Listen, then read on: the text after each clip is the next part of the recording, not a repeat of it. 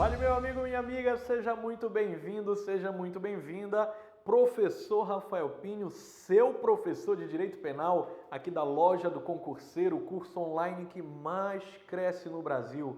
Olha só, meu amigão, quer ser aprovado no concurso público para o TJ do Tocantins, para o Tribunal de Justiça do Tocantins? Então assiste essa aula até o final. Por quê? Eu vou trazer para você algumas questões, nós vamos comentar algumas questões da própria banca FGV, que já caíram lá na matéria de direito penal, e aí quem sabe de repente você não tem a sua ideia, né, sobre o direito penal mais facilitada, mais clareada e consegue aí o sucesso que você tanto deseja, tá bom? Então vem comigo, bora iniciar o nosso estudo. Você que vai se preparar para essa prova, seja muito bem-vindo. Vamos começar o trabalho. E olha só, nós já começamos com uma questão super recente, tá? Super recente, questão aí do ano de 2022, da banca FGV, para o Tribunal de Justiça de Minas Gerais. Aí você diz assim: ah, professor, mas o senhor não está pegando muito pesado? O senhor já começa logo ali com uma questão de juiz de direito. Poxa vida, minha banca, a minha prova, para o meu concurso, eles não vão exigir o tanto que se exige numa prova para juiz. Calma, deixa eu falar uma coisa para você. Eu vou falar pela minha conduta enquanto professor aqui da loja, tá? Eu, enquanto professor de direito criminal, direito penal aqui da Loja do Concurseiro, eu tenho o seguinte entendimento. Eu não trago meia dúzia de questõezinhas água com açúcar aqui para o meu aluno fazer, acertar e sair sorrindo e depois ele dizer: ah, eu acertei tudo, eu não preciso mais estudar direito penal. Eu não faço isso não. Aqui a gente vai fazer você entender. Na minha aula você vai compreender o direito penal, você não vai decorar, você não vai memorizar direito penal. Então eu faço questão de trabalhar questões com nível de dificuldade hard, absolutamente difícil, tal qual uma prova de juiz de direito, porque se eu te preparar, se eu conseguir te capacitar para essa prova, você aqui em cima, com nível super elevado, as questões que caírem abaixo disso, meu amigo, minha amiga, qual que tu acha que vai ser o teu rendimento? Se eu te preparo para uma prova de juiz de direito, e tu chega lá e pega uma prova para oficial de justiça, para analista, para técnico, qual tu acha que vai ser o teu rendimento? Fala para mim, vamos ser francos. Então, quando a preparação é extrema, o jogo se torna fácil, tá bom? Então, se você quer de fato aprender, você está no vídeo certo. Vem comigo, olha só.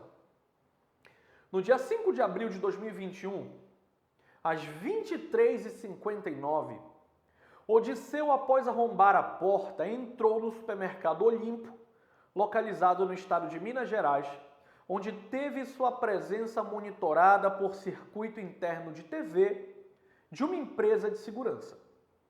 Durante o tempo que esteve no supermercado, Odisseu subtraiu diversos itens, com valor total estimado de R$ 500. Fato que foi observado pela empresa de segurança, que acionou a polícia militar. Eu vou parar aqui rapidinho, só para você tentar enxergar, para você pegar uma visão que eu quero te passar. A maioria dos alunos que fazem uma questão de concurso de direito penal, que estudaram, claro, eles não têm dificuldade na matéria de direito penal, eles têm dificuldade de interpretação. Então a dica que eu vou te dar aqui, gratuita, é: não leia toda a questão para no final interpretar. Leia a questão de forma pausada, de forma pontual. Interprete e prossiga. Por exemplo, no dia 5 de abril de 2021, às 11h59, Odisseu arrombou a porta. Então o Odisseu fez o quê? Bora começar a marcar com uma caneta diferente. Olha só, o Odisseu, ele arrombou uma porta nesse horário aqui, tá? E ele entrou em um supermercado localizado em Minas, onde a presença dele estava sendo monitorada por um circuito interno de TV. de uma empresa de segurança. Ponto. Então eu chego bem aqui e eu tenho que ter compreendido o que eu acabei de ler. Você está compreendendo? Então, se eu entendi o que eu li até aqui, esse pontinho vermelho que o professor colocou, eu posso prosseguir, porque eu já entendi que o Odisseu, faltando 1 minuto para meia-noite, ele entrou, ele arrombou uma porta e entrou no supermercado. Poxa, qual que é a interpretação, qual que é a lógica que eu já vou dar para esse primeiro trecho lido? Eu vou entender que o Odisseu praticou furto qualificado. Por que o Odisseu praticou furto qualificado, professor? Abre parênteses aqui rapidinho. Você sabe o que é uma qualificadora? Você sabe qual que é a diferença de uma qualificadora para uma agravante, para uma majorante? Então deixa eu te explicar antes de prosseguir a leitura da questão, tá? Uma qualificadora, eu gosto de ensinar os meus alunos dizendo que normalmente é aquela condição que demonstra como a conduta foi executada. Por exemplo, se eu falar aqui de furto, eu vou dizer para ti que o furto com destruição, o furto com rompimento de obstáculo, o furto mediante uma escalada. Se eu for falar aqui de um homicídio, eu vou dizer um homicídio mediante uma emboscada, um homicídio mediante um meio que dificulte a capacidade de resistência da vítima, um homicídio por motivo fútil, por motivo torpe. Então, são as situações em que a conduta, homicídio, ou furto, ou roubo, foram praticadas. Então, quando eu estou diante de uma qualificadora, o que a qualificadora faz? A qualificadora, ela muda a minha pena base. Professor, o que é a pena base? Se você abrir agora aí o Código Penal, você vai encontrar assim, crime X, aí ele vai descrever o que é, e lá embaixo ele vai dizer assim, pena, ele pode dizer que é uma reclusão, uma detenção, aí ele vai dizer de no mínimo tanto, até o máximo de tanto, em alguns casos ele te fala se tem multa ou não. Então ele vai dizer assim, por exemplo, furto, tal, pena, reclusão de no mínimo 1 ano, ao máximo de 4 anos e multa. É a pena do furto. Então essa pena que nós observamos é o que nós chamamos de pena base. O que uma qualificadora faz? A qualificadora, ela muda essa pena base. O que era de 1 a 4 passa agora a ser de 2 a 8. Ou passa a ser de 4 a 10 anos, no caso do parágrafo 4A, que é o furto com uso de explosivo. Então, quando eu tenho uma qualificadora, eu tenho a forma como o crime foi praticado. Você está entendendo? Agora, quando eu tenho uma agravante, quando eu tenho uma majorante, normalmente eu vou ter o contra quem o crime foi praticado. Então, por exemplo, crime contra idoso, crime contra vulnerável, crime contra a criança ou adolescente. Enfim, quando a conduta é praticada contra alguém, tá? A depender da situação, eu posso estar diante de uma agravante ou diante de uma majorante. Uma pessoa é a mesma coisa? Não, não é a mesma coisa. Agravante é agravante, majorante é majorante. Uma incide na segunda fase da dosimetria da pena, outra incide na terceira fase da dosimetria da pena. Tá? Mas a gente não vai entrar no mérito de estudar dosimetria, dose de pena aqui. É só para você entender que, quando se fala de qualificador, eu mudo a pena base. O que era uma reclusão de 1 a 4, por exemplo, passa a ser uma reclusão de 2 a 8. Tá? Agora, quando eu falo de agravantes ou majorantes, eu não tenho aumento de pena base. Na agravante ou na majorante, eu tenho um aumento de fração. E essa fração, a depender do caso, poderá ser de meio, 1/3, 1/6 ou até 2/3. Ou frações combinadas, tipo 1/3 a 2/3, 1/3 a 1/6. Aí depende muito de cada situação que está sendo apresentada para você.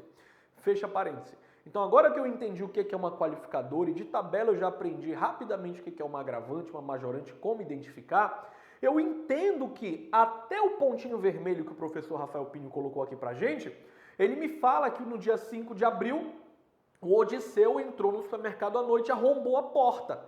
Poxa, então ele já praticou um furto o quê? Um furto qualificado mediante o arrombamento, destruição, rompimento de obstáculo. Ponto. Ok? Até aí? Maravilha. É isso que eu falo com interpretar. Bora prosseguindo. Durante o tempo em que esteve no supermercado, o Odisseu subtraiu diversos itens. Olha só, ele subtraiu diversos itens. Ele diz que o valor total estimado era de R$ 500. Aí eu vou te fazer uma pergunta aqui rapidinho. Preste bem atenção. R$ 500 para ti, que está me assistindo aí agora, para você, é muito ou pouco? Paulo é o meu aluno presencial aqui, o responsável por essa mágica acontecer. R$ 500 é muito ou pouco para ti? É pouco, é rico. R$ 500 é pouco para ele. Mas veja, R$ 500 para alguém que vive ali, né, numa condição de pobreza, numa condição de miséria, pode ser muita coisa. Claro que R$ 500, a depender da pessoa que observa a situação, pode ser muito ou pode ser pouco. Não cabe ao Rafael, não cabe ao Paulo, não cabe ao senhor, a senhora que está aí me assistindo agora, entrar nessa discussão e querer comprar essa briga dizendo assim, R$ 500 é muito, R$ 500 é pouco. Por que eu estou dizendo isso? Porque pode ser que no desenrolar da questão, ele queira falar do furto privilegiado. O que é o furto privilegiado? O privilégio é uma hipótese de benefício na aplicação da pena. Quando normalmente o indivíduo é primário, ou de bons antecedentes, ou de pequeno valor a coisa furtada. É aí que entra a questão dos R$ 500. Pequeno valor a coisa furtada. Veja só, se eu furtei uma coisa de R$ 500, para o Paulo é pequeno valor. Mas para o seu João lá, que entrou no supermercado à noite, para o Odisseu, que entrou no supermercado à noite para furtar aquilo ali, uma compra de R$ 500 é um luxo para ele. Então depende muito, cada caso é um caso. Você está conseguindo enxergar o que eu estou lhe falando? E a FGV, ela dá essa abordagem. A FGV, ela dá essa roupagem para a questão.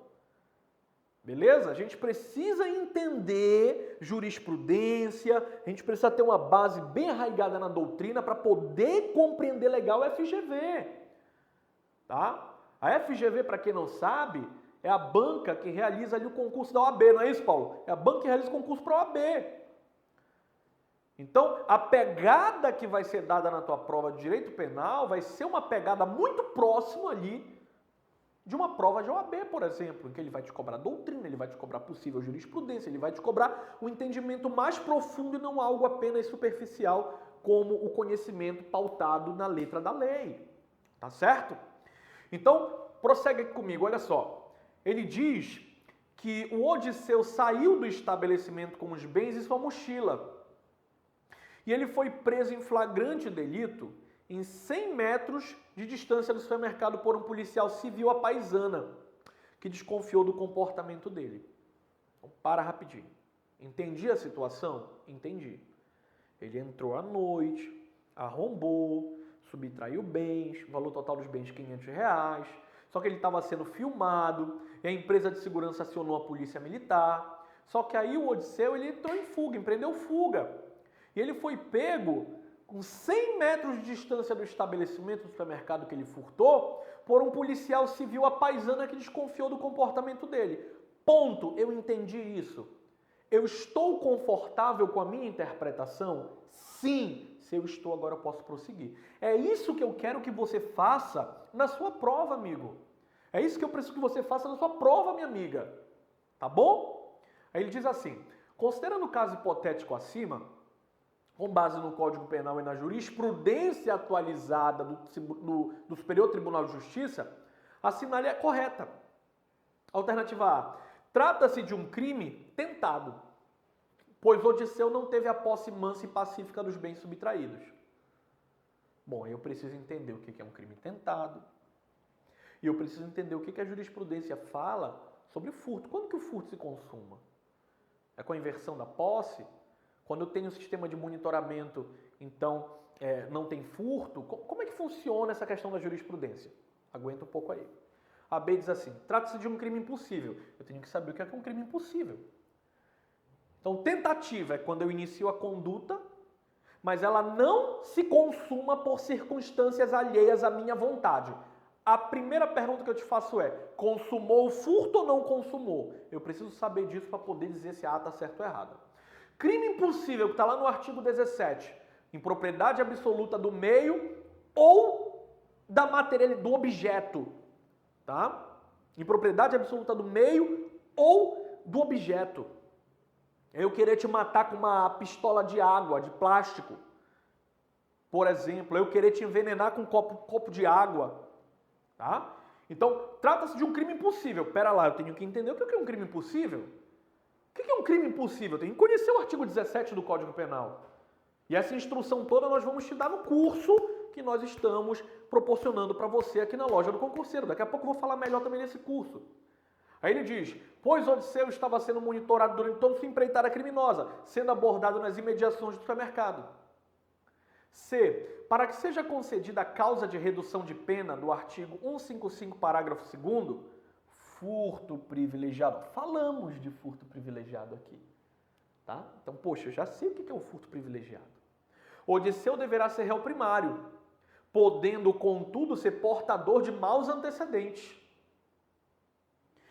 E não incide, no caso, a majorante disposta no 155, parágrafo 1º do Código Penal, que é o repouso noturno, visto que se trata de um furto qualificado. Mas pera lá.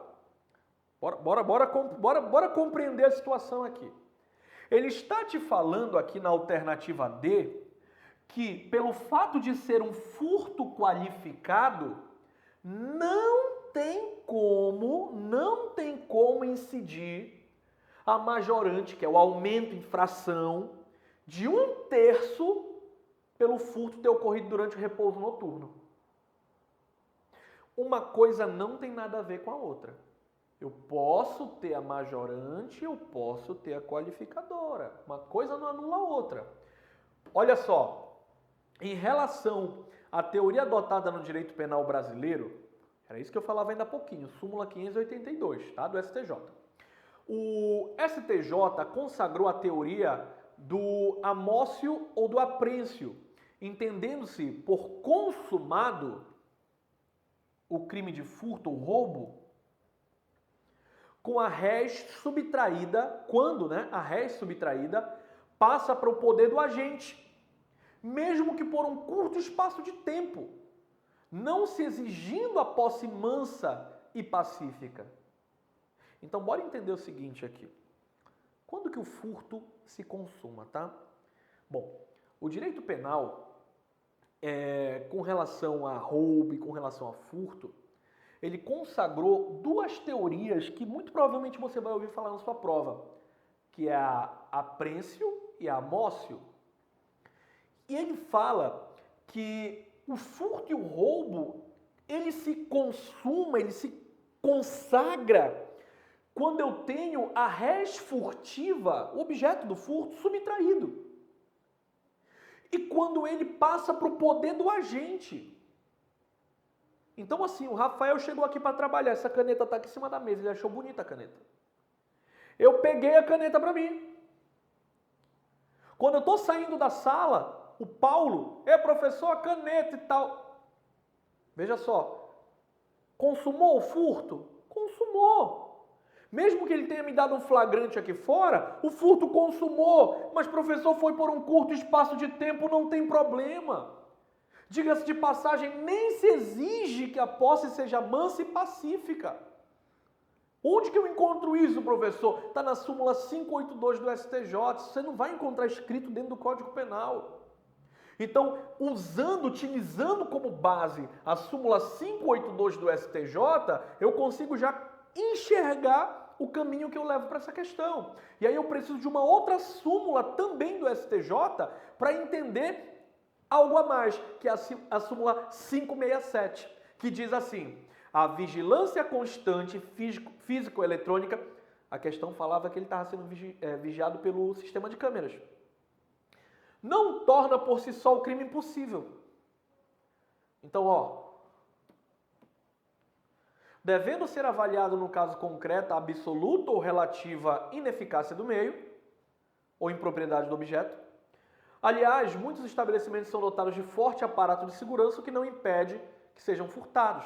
Ou seja, vamos interpretar a 567 do STJ agora. Ela diz assim: o fato do estabelecimento comercial ter câmeras não impede que o furto se consume.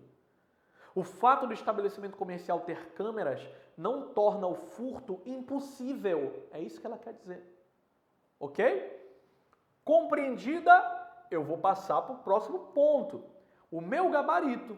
E o meu gabarito aqui é a alternativa C, que fala que para que seja concedida a causa de redução de pena disposta lá no artigo 155, parágrafo 2º, que é o furto privilegiado, o odisseu ele deverá ser primário. Aí o aluno fica com aquela dúvida e diz, poxa, mas espera lá, professor, como assim? Tá, eu até entendo, ele tem que ser primário, tá escrito. Mas como assim ele pode ser portador de maus antecedentes? Porque eu vou abrir agora aqui, professor, o 155, parágrafo 2º, e tá escrito o que lá?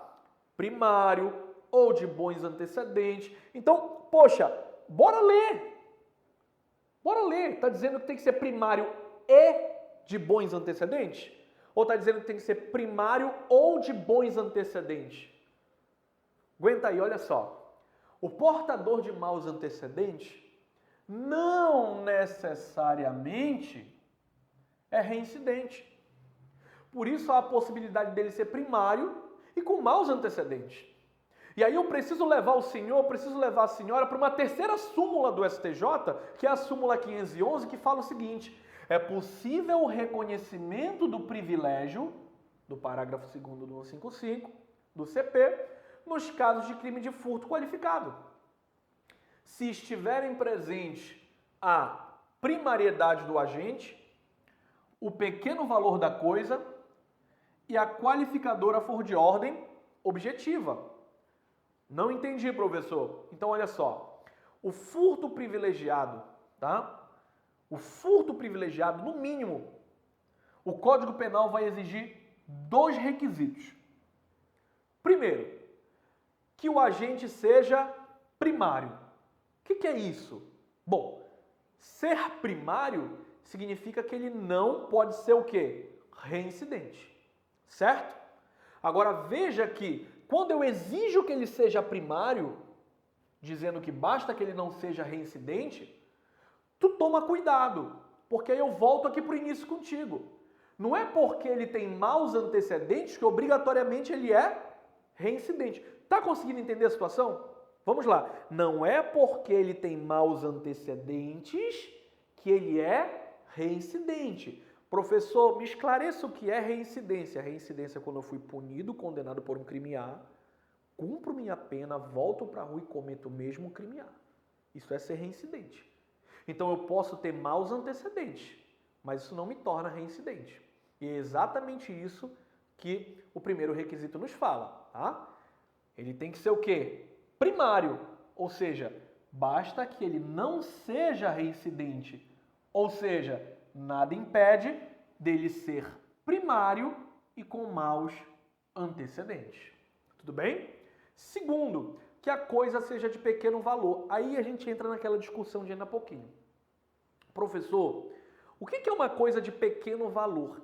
Então, como não dá para a gente, em razão da nossa condição financeira, a minha é uma, a tua é outra, a do Paulo é outra, de repente, olhar e dizer assim, R$500 é muito, R$500 é pouco, R$500 é mais ou menos. Então, o STJ, ele chega e bate o martelo sobre isso. Ele diz assim, ó, uma coisa de pequeno valor, tá? Para fins de entendimento geral, tecnicamente falando, é aquela que não ultrapassa um salário mínimo. Então, o que a gente tem que entender aqui? Que quando eu estou diante de um furto privilegiado, artigo 155, parágrafo 2º, o juiz ele passa a ter 3 hipóteses. Ou ele vai substituir a pena de reclusão pela detenção, né, fazendo com que o indivíduo não cumpra o regime fechado. Ou ele pode diminuir essa pena de 1/3 a 2/3, ou ele pode aplicar somente a pena de multa, ok? O STJ, no ano de 2020, ao julgar esse HC de número 583.023, em Santa Catarina, diz o seguinte: trata-se, em verdade, de direito subjetivo do réu, uma vez satisfeitos 2 requisitos objetivos, não configurando mera faculdade do julgador sua concessão, embora o dispositivo legal empregue o verbo poder. Isso é indiferente, tá? Ou melhor, é indiferente, ou sendo indiferente, que o bem tenha sido restituído ou não. O que ele quer dizer com isso? Ele quer dizer que não interessa se o bem foi apreendido ali na esquina, a 100 metros, se o bem foi restituído ou não foi, tá? Estamos falando aqui de um direito subjetivo do réu, que uma vez satisfeitos os requisitos objetivos previstos na lei, tá? Não configura uma mera faculdade do juiz em dizer assim, ele preenche os requisitos objetivos que estão na lei, então se ele preenche, eu posso reduzir a pena dele, eu posso converter a pena dele de reclusão para detenção, mas eu não quero fazer, porque eu sou juiz, eu faço o que eu quiser. Não é bem assim. Veja que o STJ, nesse julgado de 2020 de Santa Catarina, já disse que, muito embora a lei utilize o verbo poder, o juiz pode, é isso que está na lei, tá?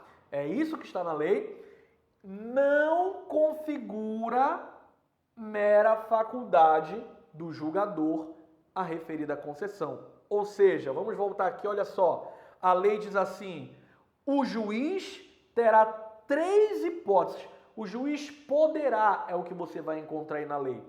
Só que, muito embora você encontre o juiz poderá, o STJ já bateu o martelo, dizendo que não configura mera faculdade do julgador esse poder. Ele tem que fazer, sendo indiferente se o indivíduo restituiu a res furtiva ou não.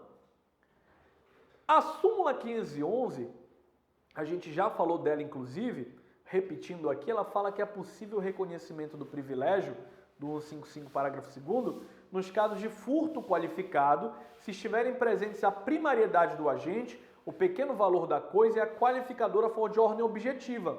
Portanto, é possível o furto qualificado privilegiado. Cuidado com isso em prova. Se a prova perguntar para você, é possível a existência de um furto qualificado privilegiado? Você vai dizer que sim. O que é o furto qualificado? É aquele que o indivíduo praticou a conduta do furtar, do subtrair, né, o bem de uma outra pessoa, ou com uma escalada, ou com abuso de confiança, enfim, com as hipóteses que qualificam o furto previstas no Código Penal. E por que privilegiado? Porque muito provavelmente esse indivíduo é réu primário, ou ele tem bons antecedentes, ou era de pequeno valor a coisa furtada. Então sim, é possível a existência de um furto qualificado privilegiado, ok?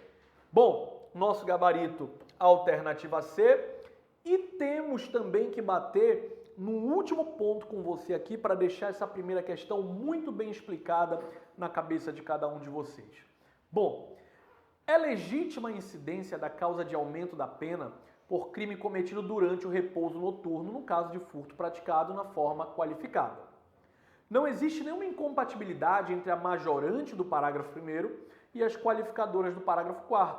São circunstâncias diversas que incidem em momentos diferentes da aplicação da pena, como já explicado para vocês, tá?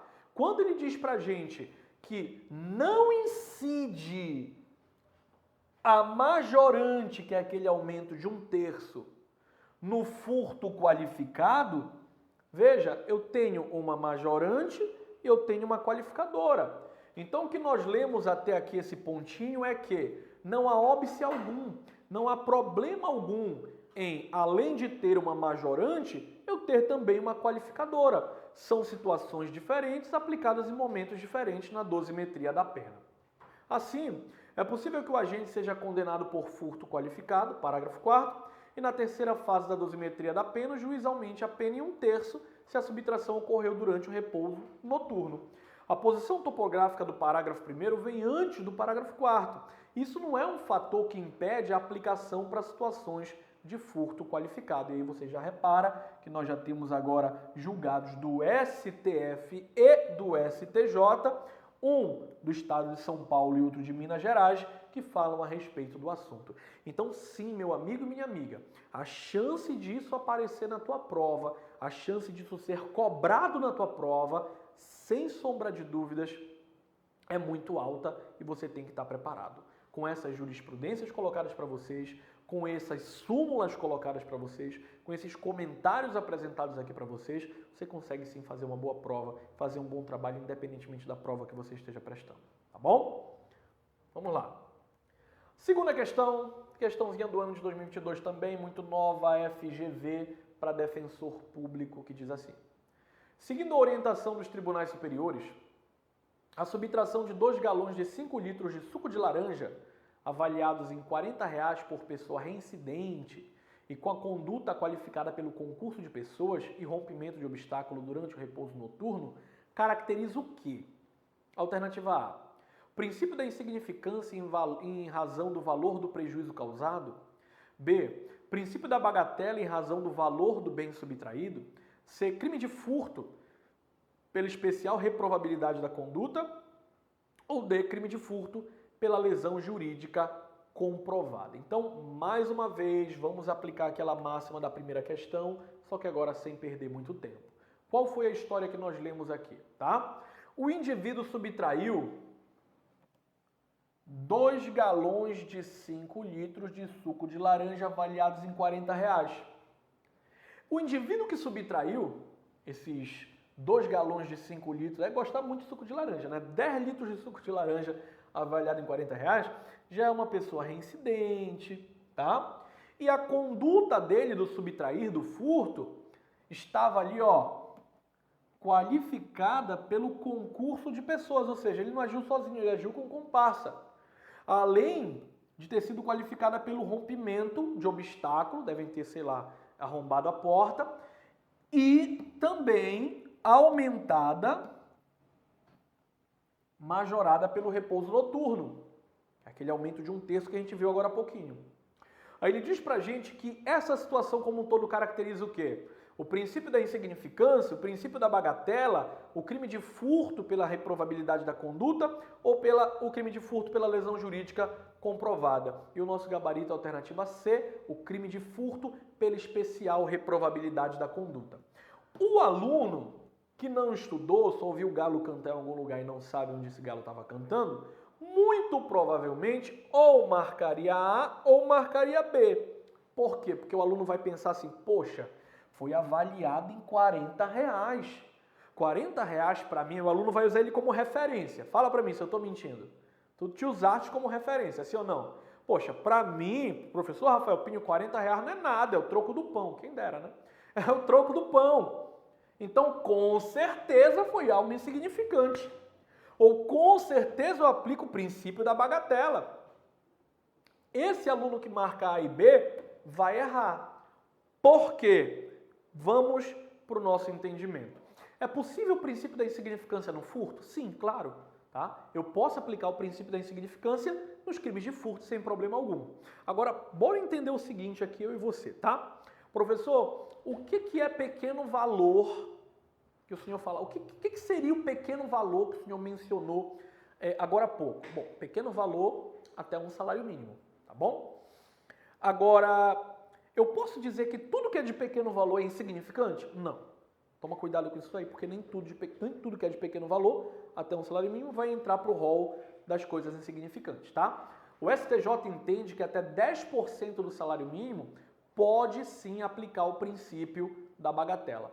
Então, valores de até 10% do salário mínimo aplica o princípio da bagatela. O salário mínimo está R$ 1.000, então até R$ 100 dá para aplicar o princípio da bagatela. Então, é por isso que eu digo, não confunda insignificância com pequeno valor. Nem tudo que é de pequeno valor é insignificante e vice-versa, ok?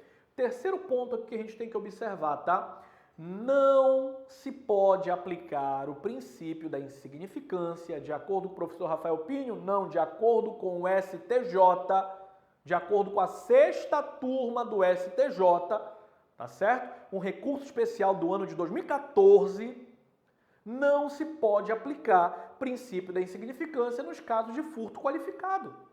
O STJ e o STF, em relação ao princípio da insignificância nos casos de furto noturno, de furto com ingresso na residência da vítima, violação da intimidade e de furto qualificado pelo abuso de confiança, entende que, em regra, não se aplica o princípio da insignificância.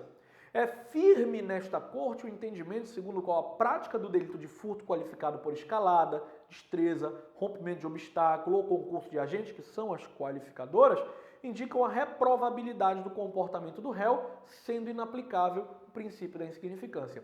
Professor, mas o professor Joãozinho falou o contrário, né?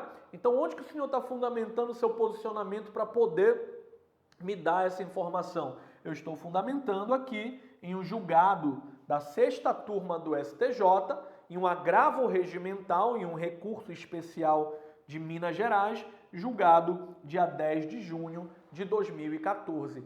Ah, professor, mas isso é antigo, mas a questão está baseado, o fundamento e a resposta da questão de 2002 está baseado aqui nesse agravo regimental do ano de 2014, ok? Bora lá para o terceiro item, também 2022 FGV TJ do Amapá, juiz de direito substituto. Bora lá. Determinada investigação foi instaurada para apurar fraude. Olha só, a questão começa dizendo isso daqui. Foi instaurada uma situação ali para apurar o quê? Para apurar fraude. Ocorrida em 2 de julho de 2020 em Macapá, na obtenção de um auxílio emergencial concedido pelo governo federal por meio da Caixa Econômica Federal, em decorrência da pandemia do Covid-19. Jack declarou na investigação que realizou depósito em sua conta do comércio remunerado no valor de R$ 600 e depois percebeu que aquela quantia foi transferida para Russell, sendo que não foi Jack quem realizou a operação financeira nem a autorizou. Russell assinalou que a aludida quantia foi realmente transferida para sua conta no comércio remunerado e foi declarada como pagamento de conserto de motocicleta para enganar os órgãos competentes e conseguir a antecipação do auxílio emergencial. É uma história embolada aqui, né? Diz que foi Fênix, proprietária de uma loja de manutenção de telefones celulares, quem lhe propôs a prática de tais condutas, acrescentando que seria um procedimento legal e ainda ofereceu R$ 50 para cada antecipação passada em sua máquina do comércio remunerado, sendo que Jack praticou a conduta 4 vezes. Disse ainda que o dinheiro entrava em sua conta no comércio remunerado e era transferido para a conta de Fênix. O auxílio emergencial era disponibilizado pela União por meio da Caixa Econômica Federal. O crime supostamente praticado nesse caso é o de... Para tudo, né? Para tudo. Que crime é esse aqui? Tá? Veja que ele começa dizendo assim pra gente. Foi instaurada uma investigação para apurar o quê? Uma fraude. Certo? Foi instaurada uma investigação para apurar uma fraude.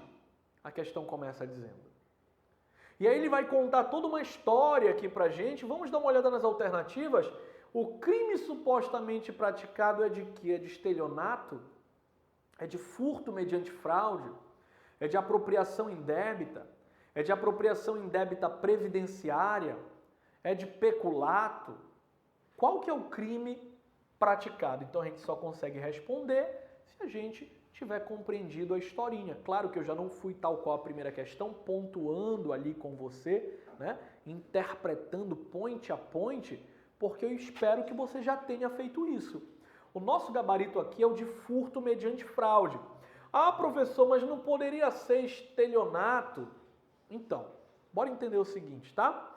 Qual que é a diferença do furto mediante fraude para o estelionato? No estelionato, eu vou utilizar um ardil, eu vou utilizar um artifício, eu vou utilizar uma fraude. Então, vamos combinar que se eu abrir o artigo 171 agora, eu vou encontrar a palavra fraude lá dentro junto com ardil e junto com artifício, certo? Então, no estelionato eu uso da fraude, eu uso do ardil, eu uso do artifício para te convencer a me dar o que eu quero. No estelionato a gente brinca, a gente costuma dizer que você me dá de forma livre e espontânea o que eu quero e ainda me entrega sorrindo o teu patrimônio. Esse é o estelionato, porque eu estou sendo enganado. No furto mediante fraude, eu utilizo essa fraude bem aqui para proporcionar uma subtração desvigiada. Professor, como assim? Olha só. O que é furto? Você sabe me dizer o que é furto? Então, furto é subtrair. Se você abrir aí o artigo do furto 155 agora, o que está escrito? Subtrair, bem ali o móvel. O que é subtrair? Subtrair é você não ter a posse do bem, o bem está ali em cima. Você olha para o bem, acha bonito, gosta, pega e leva embora. Isso é subtrair. Ok? Só que quando eu preciso tirar o dono daquele objeto da vigilância do objeto e jogo uma migué e jogo uma fraude para que ele possa tirar a atenção dele sobre o patrimônio dele, tipo assim, Paulo, estão chamando lá na frente. Aí o Paulo vai lá na frente ver quem está chamando, eu abro a mochila dele e tiro o dinheiro dele lá de dentro. Furto mediante fraude. Tá? Então, a fraude no furto mediante fraude é o elemento que vai possibilitar que você perca a vigilância sobre o teu patrimônio para eu ir lá e pegar. No estelionato eu uso a fraude, mas não é para eu ir lá e pegar. No estelionato eu uso a fraude para te convencer a me entregar de livre e espontânea vontade o teu patrimônio. Já na apropriação, repara, apropriar é ficar com aquilo que já está na minha posse. Então você está vendo que são três figuras diferentes, eu não estou nem falando de peculato ainda. São três figuras diferentes. Tá? No estelionato eu não tenho a posse do bem, no furto eu não tenho a posse do bem. Já na apropriação, o que é apropriar? Apropriar é ficar com algo que não é meu, mas que por algum motivo já está sob minha posse. Por exemplo, eu cheguei aqui para trabalhar e me emprestaram essa caneta. Essa caneta já está sob a minha posse. Se durante a aula eu resolvo que eu gostei da caneta, eu quero levar ela embora para casa, ponho no meu bolso, na minha mochila e levo embora, eu não pratico furto, eu pratico apropriação. Então eu preciso primeiro entender o que é cada tipo penal para depois fazer uma boa questão de prova. Agora, claro, isso só vai dar certo se eu interpretei e entendi a história que foi contada. Professor, e peculato poderia ser? Não, não teria como ser peculato, artigo 312 do Código Penal, porque nenhuma das pessoas ali mencionadas era servidor público. E o peculato é um crime contra a administração pública. Então a primeira que eu já elimino é peculato. Ok? Não tem como ser apropriação porque o dinheiro veio para ele por meio da Caixa Econômica. O dinheiro já não estava nas mãos dele. Então não tem como ser apropriação. Eu fico entre estelionato e fico entre furto mediante fraude e marco furto mediante fraude. Aí olha só o que eu expliquei agora há pouquinho para ti. O que é o furto? O furto é subtrair, é não ter a posse do bem e ir lá e pegar.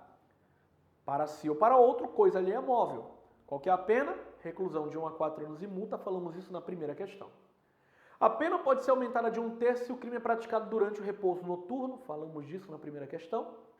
E parágrafo 2º, se o criminoso primário, se é primário, é de pequeno valor a coisa furtada, o juiz pode substituir a pena de reclusão pela pena de detenção, diminuí-la de 1 a 2/3 ou aplicar somente a pena de multa.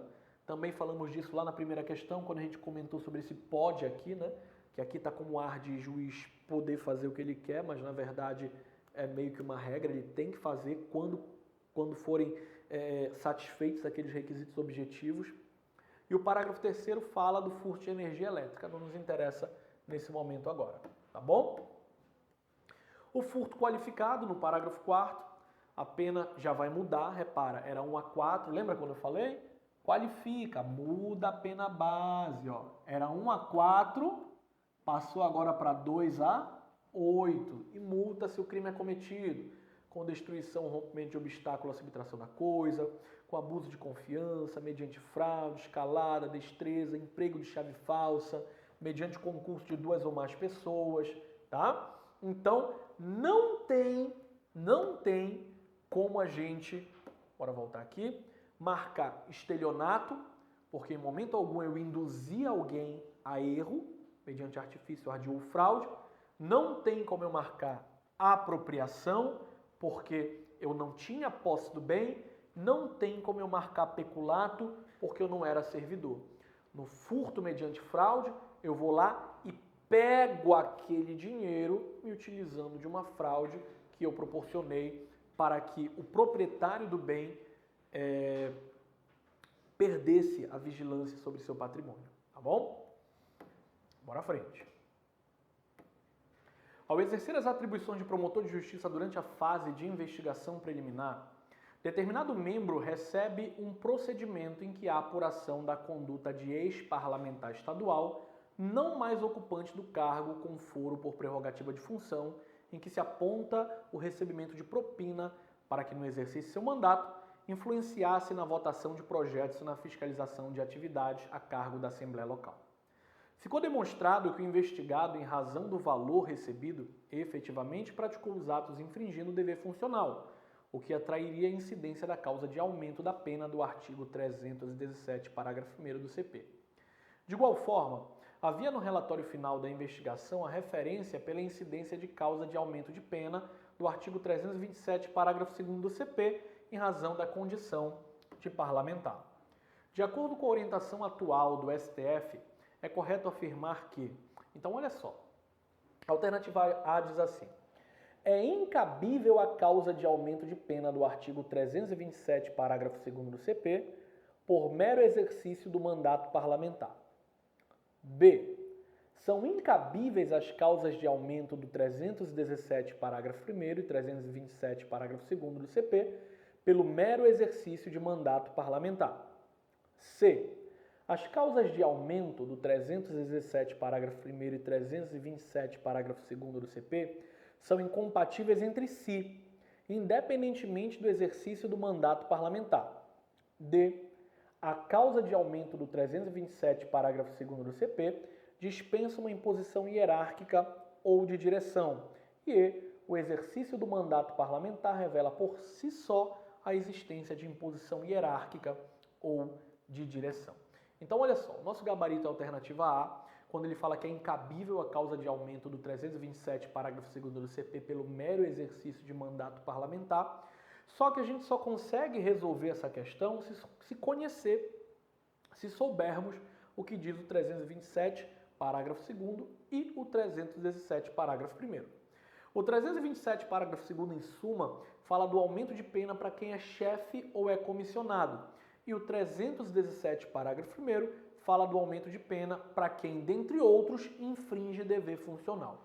Então, o que nós precisamos entender a respeito de um dos entendimentos mais recentes, pautados no informativo 816, de um julgado do STF do ano de 2016. Então, o STF afirma que o simples fato do réu exercer um mandato popular não é suficiente para fazer incidir a causa de aumento do 327, parágrafo 2º do CP. Seria necessário que ele ocupasse uma posição de superior hierárquico. É o que o STF denominou de imposição hierárquica. STF, pleno dele, né? O ministro relator Dr. Teori Zavascki, julgado em 2 e 3 de março de 2016, e está aqui o número do informativo que eu mencionei agora há pouco para você, ok? Então, gabarito, alternativa A. O exercício do mandato, só para ficar claro, tá? Ele não tem nada a ver com ser ou não ser chefe. E isso você tem que ter de maneira muito bem clara na sua cabeça. Então, olha só, as duas causas de aumento de pena, elas possuem natureza diferente. Elas possuem naturezas diferenciadas. Elas não são incompatíveis, tá? Uma coisa é a pena aumentar, majorar, em razão da infração do dever funcional. Outra bem diferente é ela majorar, ela aumentar pela condição de ser chefe ou comissionado. Que fique bem claro isso para você que vai prestar esse concurso, tá bom? Imposição hierárquica ou de direção, na verdade, é uma condição de ser chefe. E o exercício do mandato parlamentar não necessariamente revela a existência de imposição hierárquica ou de direção, que é a condição de ser chefe ou de ser comissionado. Vamos para o quinto item, questão do ano de 2021 para inspetor da Polícia Civil do Rio de Janeiro. Durante a madrugada, o telefone fixo da residência de Gaia toca e, preocupada com seu filho, Hipério, a ligação é atendida com a frase: "Hipério, você está bem?" O chamador, Fobos, afirma que o bem-estar de Hipério dependerá do comportamento dele, já que o tem subjugado. Passa então a exigir o pagamento de resgate, passando as orientações para que Gaia deposite R$10.000 na conta de uma terceira pessoa. Gaia, extremamente aflita, sucumbe à exigência, fazendo a transferência do valor, sem saber que, na verdade, Hipério estava completamente a salvo, apenas dormindo na calçada de sua residência. Haja visto o excesso no consumo de álcool, de bebida alcoólica. Diante de tal quadro, Fobos deverá responder por furto mediante fraude. Explicamos furto mediante fraude ainda há pouquinho. No furto mediante fraude, eu pego o que não é meu, tá? Me utilizando de uma fraude que vai tirar a vigilância do proprietário desse bem. Então, furto mediante fraude, tem como ser não. Roubo próprio. Roubo próprio é roubo, gente. Tá bom? Eu tenho roubo próprio, roubo impróprio. O roubo próprio me dá uma sequência. Qual que é a sequência que ele me dá? Eu utilizo da violência, eu utilizo da grave ameaça para subtrair o teu bem. No impróprio, essa ordem muda. Tá? Eu primeiro subtraio o teu bem para depois me utilizar de violência ou grave ameaça para permanecer na posse desse bem, por exemplo. Então tem que se falar de roubo próprio. Estelionato. Não tem, né, o que se falar de estelionato aí. E aí eu fico entre a C e a D. Extorsão mediante sequestro, gabarito, alternativa C, extorsão. Então olha só, qual que é a diferença básica entre o estelionato e a extorsão? No estelionato, a vítima entrega o dinheiro espontaneamente, pois ela foi enganada. Na extorsão, a vítima entrega o dinheiro contra a sua vontade, pois foi ameaçada ou sofreu violência. E a extorsão do 158 diz constranger alguém mediante violência ou grave ameaça e com o intuito de obter para si ou para outro indevida, olha só, o segredo está todo aqui, ó, indevida vantagem econômica, a fazer, tolerar que se faça ou deixar de fazer alguma coisa, tá bom? Então, quando se fala da extorsão do 158, preste atenção que sempre estaremos falando de vantagem econômica, ok? Muito bem. Aqui, o constrangimento é mero meio para a obtenção da vantagem indevida. O agente se vale desses meios para fazer com que a vítima lhe entregue a coisa, ou seja, deve haver a colaboração da vítima. Friso, no roubo a colaboração da vítima é dispensável, pois o agente pode obtê-las mesmo sem a colaboração. Na extorsão, a colaboração da vítima é indispensável. Trata-se de um crime formal, ou seja, é aquele que se consome independentemente da obtenção da vantagem pretendida pelo agente. Isso está lá no julgado de número 96 do STJ. E o parágrafo 1º dele nos traz uma causa de aumento de pena de 1/3 até a metade, caso o crime seja cometido por 2 ou mais pessoas ou mediante o uso de arma. Frisa-se aqui também, a arma aqui tanto faz se é arma branca ou arma de fogo, aqui pra gente é um indiferente dentro da extorsão, tá bom? Também se aplica o que dispõe o parágrafo 3º do 157, o roubo qualificado pelo resultado, ou seja, ocorrendo lesão grave ou morte, teremos um crime de extorsão qualificada pelo resultado com as mesmas penas previstas lá do parágrafo 3º do 157 do Código Penal. O parágrafo 3º representa a figura do sequestro relâmpago, aqui falando do 158 ainda, tá? Então, 158, parágrafo 3º, temos a figura do sequestro relâmpago. Trata-se de uma série de extorsão qualificada, que, segundo esse dispositivo, é necessário A, que o crime seja cometido mediante restrição da liberdade da vítima, e B, que essa circunstância seja necessária para a obtenção de uma vantagem econômica. Se Se for desnecessária, o agente responde por extorsão simples em concurso material, com sequestro ou com cárcere privado. O crime também será considerado qualificado, né, com penas mais severas, no caso da ocorrência de lesão grave ou no caso de morte. Vamos prestar atenção em uma dica bem importante que pode nos ajudar na hora da prova. O falso sequestro configura crime de extorsão previsto no 158 do CP e não crime de estelionato no artigo 171. Daí o nosso gabarito. Olha só, chegamos no meio da nossa aula agora, tá bom? E eu queria convidar você, essa é a palavra, tá? Eu quero te convidar a fazer parte do nosso grupo de alunos aqui da loja do concurseiro, tá bom? Gente, nós estamos com um curso online específico para o teu concurso, específico para o Tribunal de Justiça do Tocantins, tá? Para técnico judiciário. Esse curso, tá? Diferentemente dos outros cursos que você encontra por aí, é um curso direcionado. O que isso quer dizer, professor? Quer dizer que as aulas, os exercícios, as revisões, todos os eventos que nós venhamos a fazer aqui, tá? Você vai ter a certeza de estar contratando um serviço direcionado para o Tribunal de Justiça do Tocantins, para o cargo que você tanto almeja a aprovação, tá certo?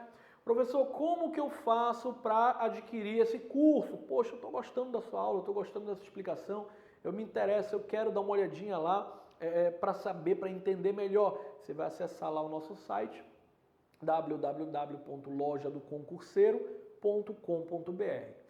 Quanto que vai ser o meu investimento, Rafael? Quanto que eu vou precisar investir para poder adquirir esse curso completo que vai me colocar lá, sentadinho dentro do TJ Tocantins como servidor público?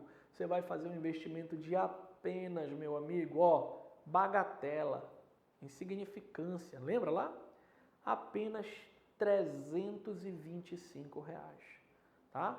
Então você vai fazer um investimento desse de apenas R$325 e você vai ter à sua disposição um curso direcionado com teoria, com exercícios, você vai ter direito, você vai ter acesso a 2 simulados e a nossa revisão final também. Então não perde tempo, vai lá, já tem videoaula minha disponibilizada lá para vocês.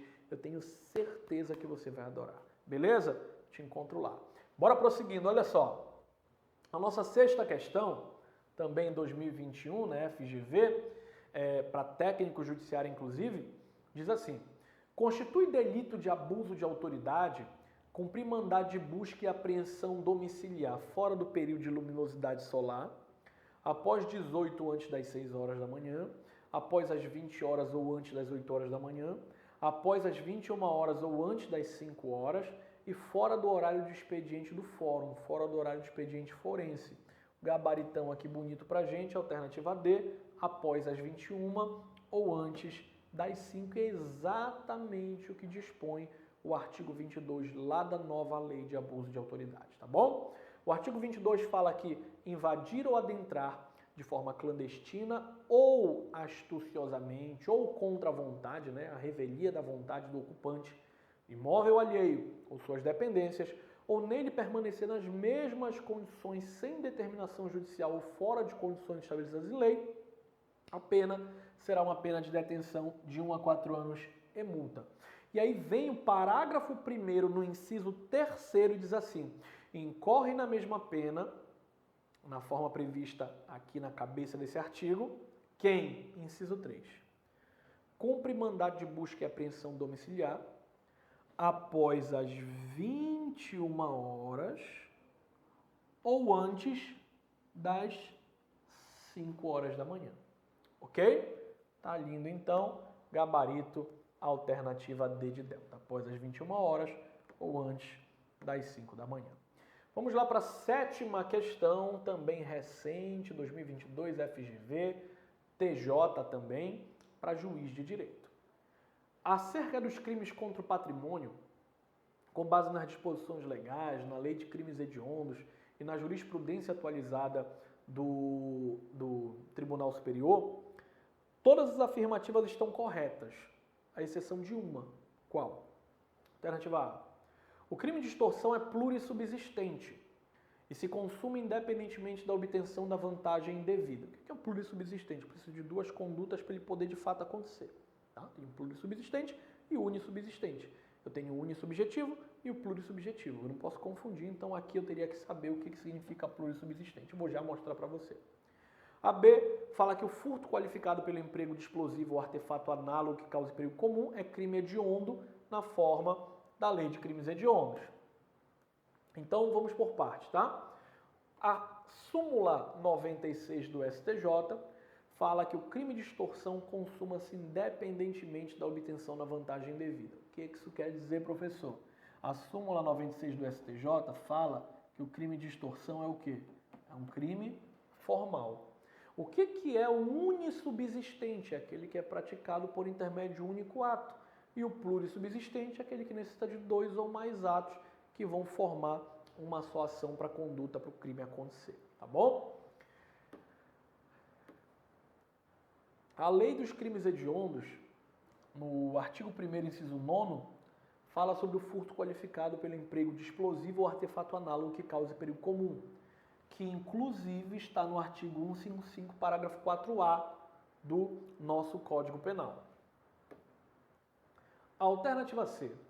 O crime de extorsão mediante sequestro possui causa especial de redução de pena quando o delito é cometido em concurso de pessoas e o concorrente denunciar a autoridade, facilitando a libertação do sequestrado, podendo a reprimenda ser reduzida de 1/6 até a metade.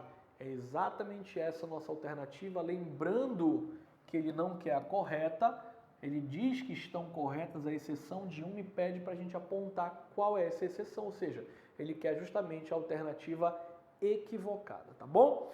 A fração descrita aqui, ó, 1/6 até a metade, está equivocado, sendo certo que essa redução ela será de 1 a 2/3, então não existe redução de 1/6 à metade, existe uma redução de 1/3 a 2/3, onde eu encontro essa informação, professor, está no 159, parágrafo 4º, tá bom? Se o crime é cometido em concurso, o concorrente que o denunciar a autoridade facilitando a libertação do sequestrado terá sua pena reduzida aqui, ó, de 1 a 2/3.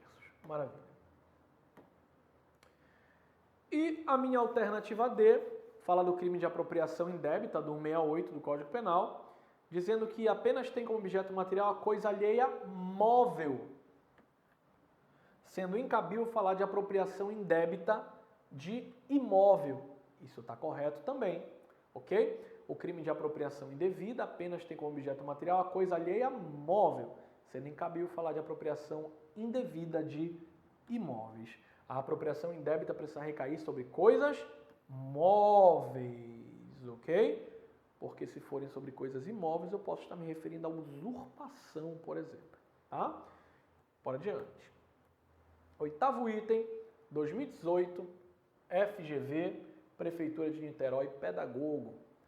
O Estatuto da Criança e do Adolescente, no capítulo de que trata a respeito do direito à convivência familiar e comunitária, ressalta que toda criança ou adolescente que estiver inserida em programa de acolhimento familiar ou institucional terá sua situação reavaliada no máximo a cada 2 meses, 3 meses, 6 meses, 9 meses ou 10 meses. E a resposta aqui é a alternativa B de bola, a cada 3 meses. Presta atenção num detalhezinho aqui, tá bom? O fundamento da questão está lá no artigo 19, parágrafo 1º do ECA.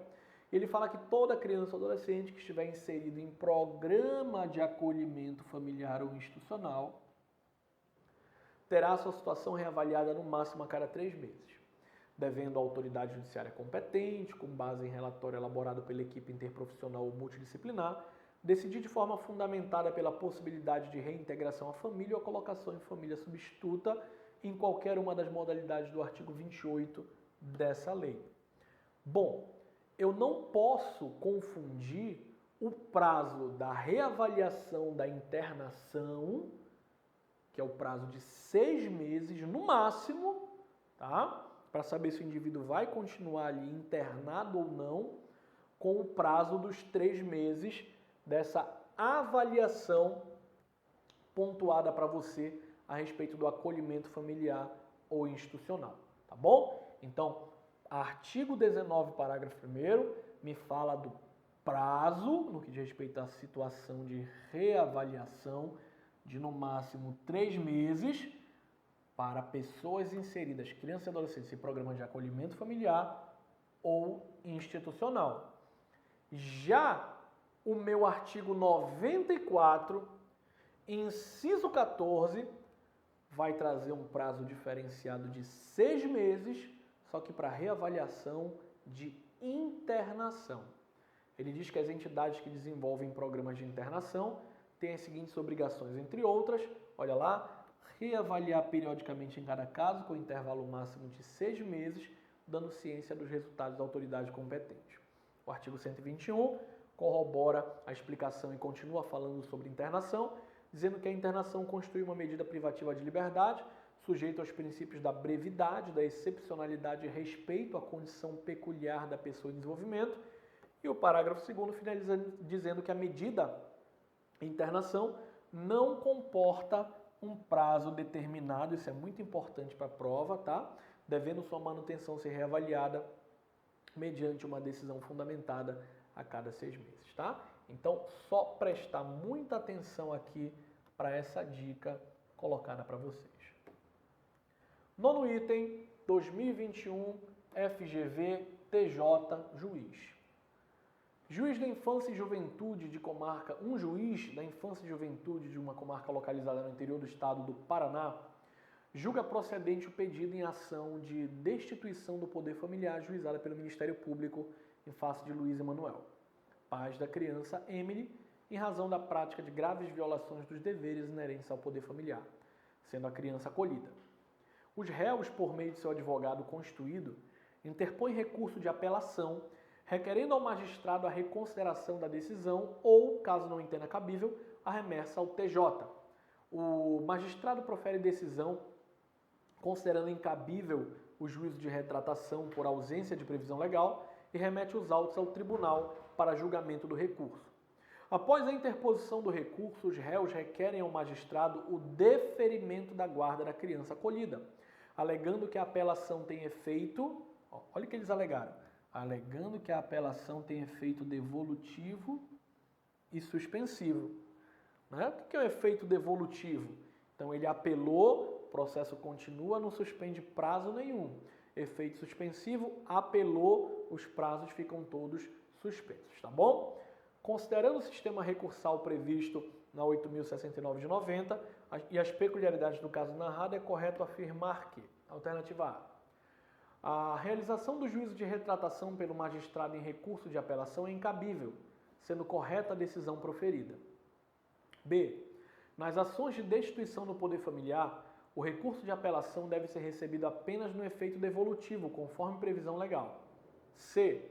Cabe ao advogado comprovar o recolhimento do preparo no recurso de apelação, que será processado com prioridade absoluta. D. O recurso de apelação será recebido no efeito devolutivo suspensivo, razão pelo qual é cabível o deferimento da guarda da criança aos réus. E a autoridade judicial poderá manter ou reformar sua decisão no prazo de 10 dias, aguardando-se oportuna distribuição do recurso pelo Tribunal de Justiça. Então, a alternativa A está equivocada, ok? Porque no ECA é cabível a retratação em recurso de apelação em agravo de instrumento. A minha alternativa B, tá? Ela está fundamentada no artigo 199B do ECA e é o meu gabarito. Quando ele fala que nas ações de destituição de poder familiar, o recurso de apelação deve ser recebido apenas no efeito devolutivo, conforme previsão legal. A minha alternativa C, ela está equivocada porque no ECA não há recolhimento de preparo, ou seja, não há recolhimento de valores para que eu possa interpor recursos, por exemplo. A minha alternativa D, ela está equivocada porque novamente ele fala aqui de efeito suspensivo. Veja, a regra no ECA é que os recursos sejam recebidos exclusivamente no efeito devolutivo, sendo recebidos excepcionalmente com efeito suspensivo, no caso de adoção internacional ou perigo de dano irreparável, ou perigo de dano de difícil reparação, adotando ainda a previsão expressa no sentido de que a sentença que destitui o poder familiar tem efeito exclusivamente devolutivo. Então não se fala de efeito suspensivo aqui. E a minha alternativa E está errada porque ele menciona 10 dias quando na verdade são apenas 5 dias, tá? Então o prazo para o juízo de retratação será ali de 5 dias e além disso a distribuição do recurso se dará ou de forma automática ao tribunal ou não havendo retratação, né? Não havendo retratação, ou no caso de haver retratação, a distribuição depende do pedido das partes no prazo de 5 e não de 10, como ele coloca aqui na questão. Vamos lá para a 10ª questão do nosso material, também TJ, questão de juiz, que diz assim: sobre o procedimento para perda ou suspensão do poder familiar, assinale a correta. Alternativa A. Se não for contestado o pedido e tiver sido concluído o estudo social ou a perícia realizada por equipe interprofissional ou multidisciplinar, a autoridade judiciária dará vista aos autos ao Ministério Público por 5 dias, salvo quando esse for requerente, e decidirá em igual prazo. B. Quando o procedimento de destituição de poder familiar for iniciado pelo MP, o juiz obrigatoriamente nomeará um curador especial em favor da criança ou adolescente, o qual poderá manifestar-se nos autos e apresentar testemunhas em audiência. Então, gabarito alternativa A, fundamentado no artigo 161 do ECA, letra de lei aqui, ok? Lá na minha alternativa B, se eu der uma olhadinha no artigo 161, parágrafo 4º do ECA, eu vou ver que não haverá necessidade de nomeação de curador especial em favor de criança ou de adolescente. A alternativa C também está equivocada. Vamos já verificar aqui, né, qual que é o fundamento. Artigo 61, parágrafo 5º do ECA. Ele fala que se os pais forem identificados ou estiverem em local conhecido, a oitiva dos mesmos somente ocorrerá se a autoridade judicial entender conveniente. Na verdade, essa oitiva aqui, ela é meio que obrigatória, tá? Tanto que o 161, parágrafo 5º fala que se o pai ou a mãe estiver privado de liberdade, a autoridade judicial requisita a apresentação deles para eles poderem ser ouvidos. A minha alternativa D está errada por conta do acolhimento institucional aqui atrás e por conta do prazo de 90 dias mencionado, tá bom? O artigo 163 do ECA fala que o prazo máximo para a conclusão do procedimento será de 120 dias e caberá ao juiz, no caso de notória inviabilidade de manutenção do poder familiar, dirigir esforços para preparar a criança ou adolescente com vistas à colocação em família substituta, ok? Lá no meu artigo 101, eu consigo ter uma visão melhor sobre o acolhimento institucional e a família substituta. Vê que ele diz que, verificada qualquer das hipóteses do artigo 98, a autoridade competente pode determinar, dentre outras, as seguintes medidas: o acolhimento institucional no 7º, tá? Inclusão em programa de acolhimento familiar, e lá no 9º ele coloca a família substituta. Então eu tenho que entender que existe uma diferença entre acolhimento institucional e colocação em família substituta, tá? O parágrafo 1º fala que esse acolhimento institucional e o acolhimento familiar são medidas provisórias e excepcionais, utilizáveis como forma de transição para a reintegração familiar ou não sendo mais essa reintegração possível para a colocação em família substituta, não implicando privação de liberdade. E o parágrafo 2º diz que, sem prejuízo da tomada de medidas emergenciais para a proteção de vítimas de violência ou abuso sexual e das providências a que alude o artigo 130 dessa lei, o afastamento da criança ou adolescente do convívio familiar é de competência exclusiva da autoridade judiciária, do juiz, né? E importará na deflagração a pedido do MP ou de quem tenha legítimo interesse de procedimento judicial contencioso no qual se garanta aos pais ou responsáveis legais o exercício do contraditório e da ampla defesa. Olha só, rapidinho, antes de encerrar com vocês aqui, eu quero só te apresentar mais um produto da Loja do Concurseiro. Gente, se você quer um curso específico sobre noções de administração, se tu quer aprender de verdade, tá? Para o teu concurso do Tribunal de Justiça do Tocantins, A loja do concurseiro está lançando esse produto, tá, de noções de administração. É um produto ministrado pelo professor Petrônio Castro, tá bom? São teorias e exercícios em que ele trabalhará mais de 250 questões da FGV de forma esquematizada. Você vai ter acesso a 94 videoaulas e mais apostila em PDF.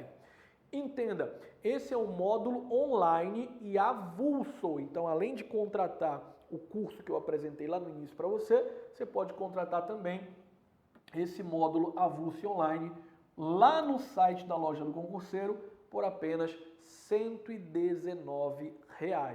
Não perde, se tu quer aprender de forma verdadeira e direcionada para esse concurso, eu super recomendo esse material do professor Petrônio Castro, tá bom? E é isso, eu fico por aqui, muito obrigado e até uma próxima. Tchau, tchau.